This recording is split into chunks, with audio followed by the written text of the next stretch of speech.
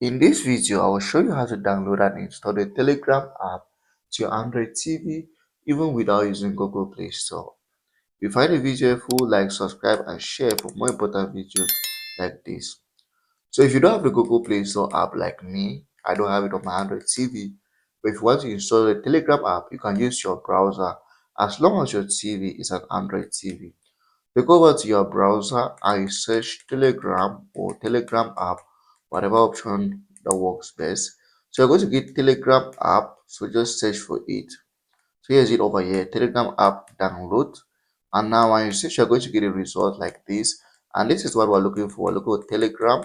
Just click on it once. And you're going to get the install button. Oh, I've already installed it already. But if you've not installed it, you're going to get the install button somewhere here. And then all you have to do is just click on install, and then you'll be able to install the application to your Android TV. If for some reason you can't install from the first option, then try this third-party site, because it's also an amazing site to install applications to Android TV. But for me, the first option works for me and it's good to go.